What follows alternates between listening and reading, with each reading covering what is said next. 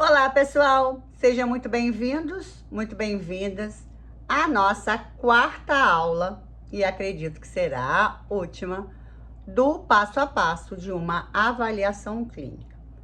Quem não assistiu a primeira, a segunda e a terceira, eu recomendo que assista, tá bom? Porque a quarta, né, é a nossa finalização. Hoje nós vamos falar da descalculia. Muitas crianças chegam ao nosso consultório, né, com muitas dificuldades na matemática. Para cada fase, existe o que é esperado para aquela idade. E com eles, os objetivos da BNCC. Eu, por exemplo, criei protocolos que vão do segundo ano até o ensino médio, que eu considero ali próprio para a idade, né? Para aquela fase escolar. O que a gente faz? A gente faz um compilado, né? Dessas questões, dos objetivos que a BNCC quer para cada criança, e ali a gente produz o próprio material. Se alguém tiver interesse, pode entrar em contato comigo. São materiais com preços acessíveis e muito práticos.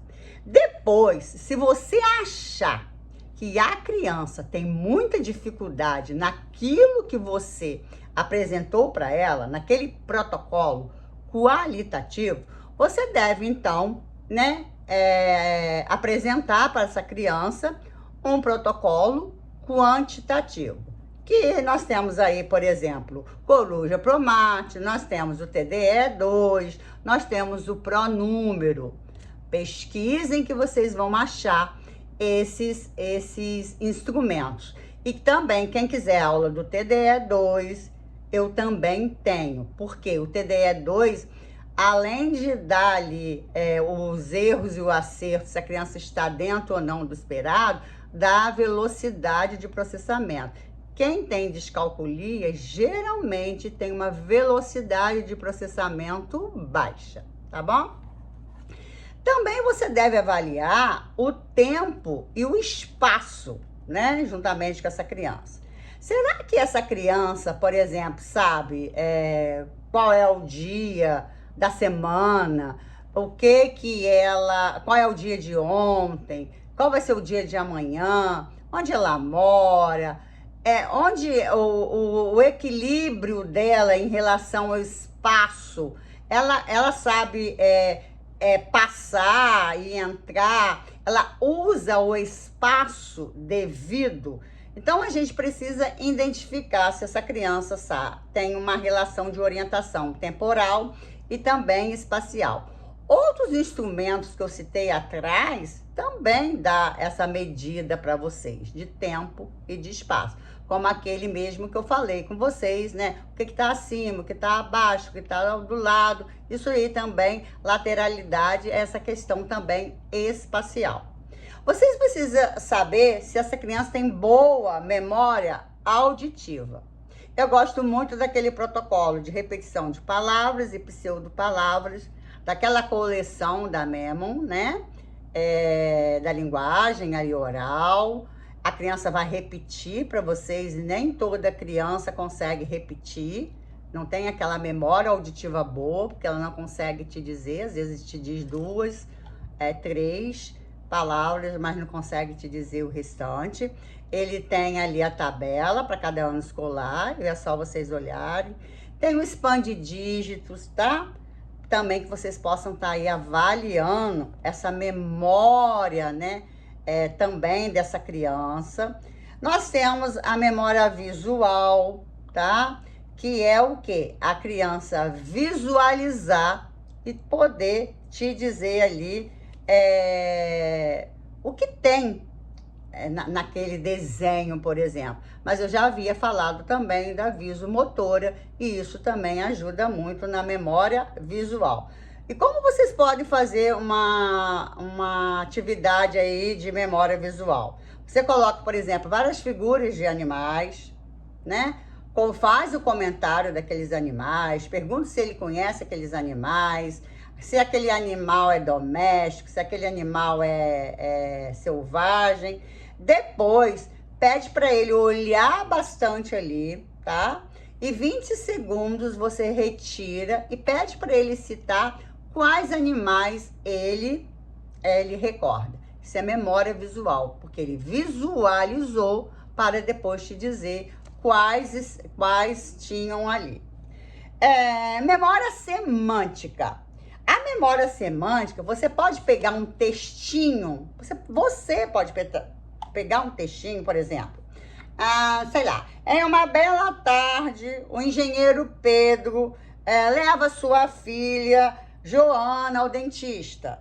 Porém, ao sair de casa, na sua moto, esquece o capacete. Então, você pergunta para ele ali, ó, quais são os nomes próprios que ali estão? Quais são os nomes comuns? Quais são as profissões presentes nesse texto? Quais são os transportes que estão presentes nesse texto? Para poder ele te dar essa informação. Semântica quer dizer significado. Ele sabe o significado. O que é profissão? O que é transporte? O que é nomes de coisas, de objetos? Ou também você pode colocar várias figuras ali e ele dizer para você o que é, qual a função também daquele objeto. Também você pode utilizar me dê o significado de tal coisa, né?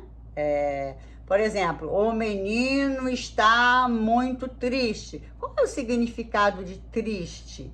Também é uma memória semântica, tá? Nós temos, por exemplo, a sequência lógica. O que é uma sequência lógica? É tudo que tem começo, meio e fim. Tem criança que se perde nessas ideias, tá bom? Ela começa, mas ela não sabe muito bem ali como é o meio daquela história, né?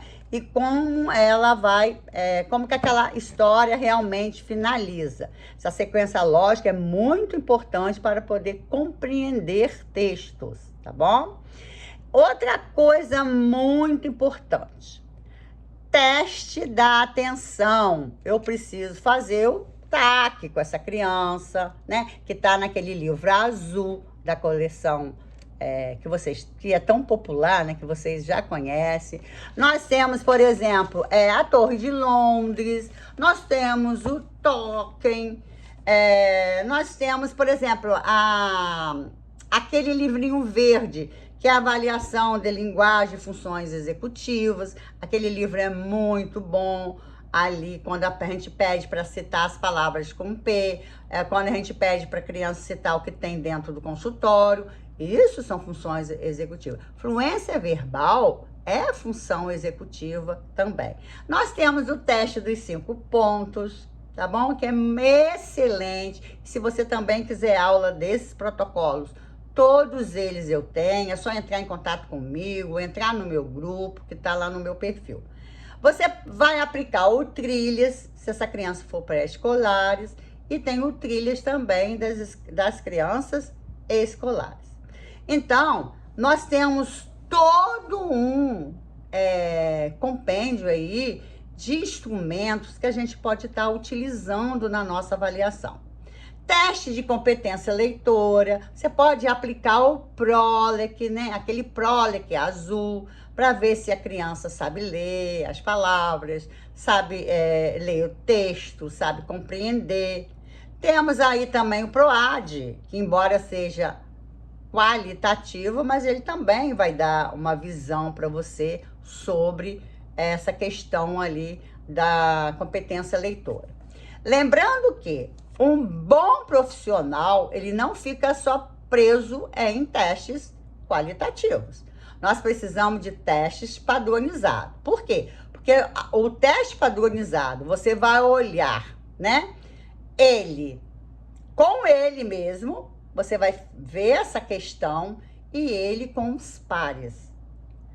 Nos próprios manuais, e a gente deve estudar os manuais quando a gente compra protocolo, porque ali, quando você estuda, você entende como foi feita a pesquisa, quais foram as idades, né, que mais se aproximaram de certas questões dentro daquele instrumento. Tudo isso você deve fazer.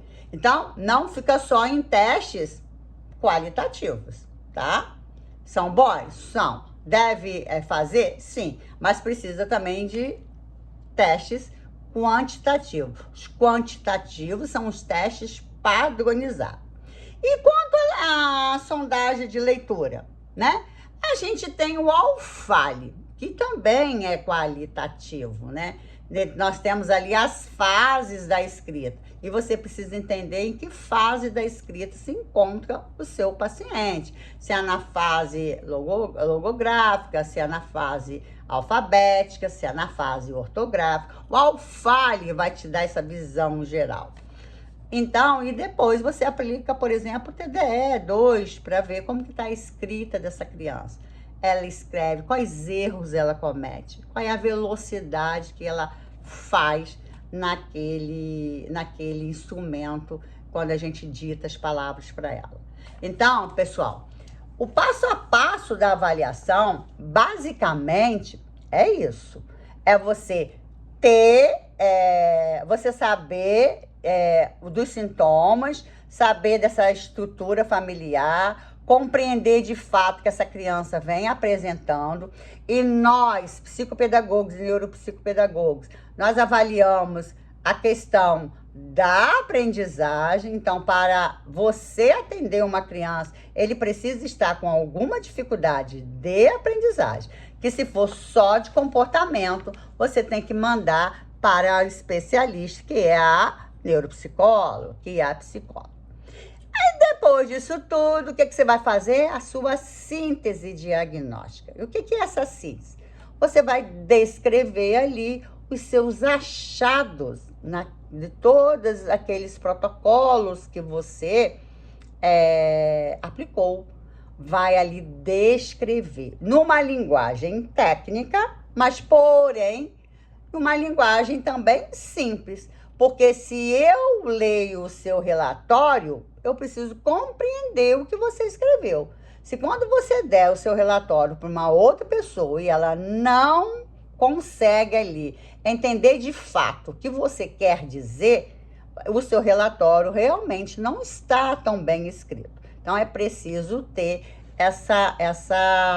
esse senso, né? De que ao escrever o relatório, eu preciso descrever realmente tudo que eu fiz com aquela criança. E não nunca ser no achismo, eu acho. Porque quem é especialista não acha nada. Ela vai de acordo com a ciência, diz, tá? Aí nós vamos para a devolutiva. O que é a devolutiva? Por exemplo, a minha devolutiva é o mesmo relatório, o mesmo. Eu tiro ali, eu explico ali tudo para os pais, o que deu, por que deu, por que eu descrevi aquele tipo de problema. E ali eu faço aquela conversa com ele a respeito dos meus achados e faço os encaminhamentos necessários. Ó, pai, eu acho que o seu menino tem um problema ali na fala, ele troca muito os sons das letras, então seria interessante que você levasse para uma fonoaudióloga. Então, a gente faz um encaminhamento quando a gente vê que aquela criança está ansiosa demais, que aquela criança, às vezes, está inquieta demais e, né, muito mesmo ali, te mostrando uma ansiedade fora do comum. A gente pode mandar para o psicólogo, mas é preciso que você explique isso para os pais, porque os pais são leigos. Quem é o especialista é você. Então, ao fazer o encaminhamento, faça também para o neuropediatra, né? Agora eu vou falar uma coisa aqui bem séria para vocês. Nem sempre o que a gente colhe, os dados todos que a gente colhe, dá para transtorno de aprendizagem. ou para um TDAH. Lembrando que se a criança tiver sintomas de TDAH e sintomas de autismo, você também precisa aplicar protocolos de TDAH e protocolos para autismo. Volto a falar que eu tenho meu curso na plataforma de TDAH completinho, tá? E também tenho do TEA. É toda a neurobiologia do TEA e também como avaliar e também como intervir na prática, tá bom? Eu tenho todos esses cursos também na plataforma e eu posso até deixar o link aqui para vocês, caso vocês queiram acessar, mas pode também entrar em contato comigo, tá? E que eu vou ter o maior prazer de passar o link para vocês. As meninas têm gostado muito. Lembre-se de uma coisa. Quando você não quer levantar uma hipótese diagnóstica, ele tem possível TDAH. Dentro do DSM se percebe que ele pode estar dentro dos traços autísticos. O que você faz? Você levanta um alerta. Você levanta um alerta de um possível transtorno de diz lá, e que você vai intervir por 6 meses e depois fazer uma reavaliação.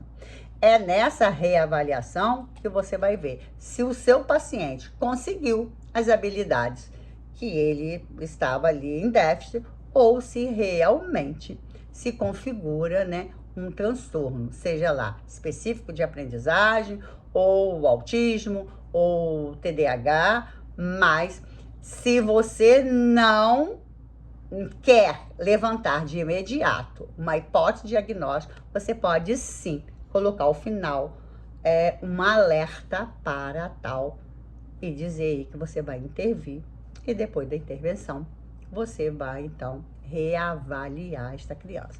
Porque muitas vezes, pessoal, na reavaliação, a criança, por ter passado pela intervenção, ela adquire habilidades que a gente pensava, acreditava que ela poderia ter até um transtorno.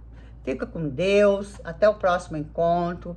Se você não é inscrito no canal, se inscreva, curta e compartilhe com as suas colegas de trabalho.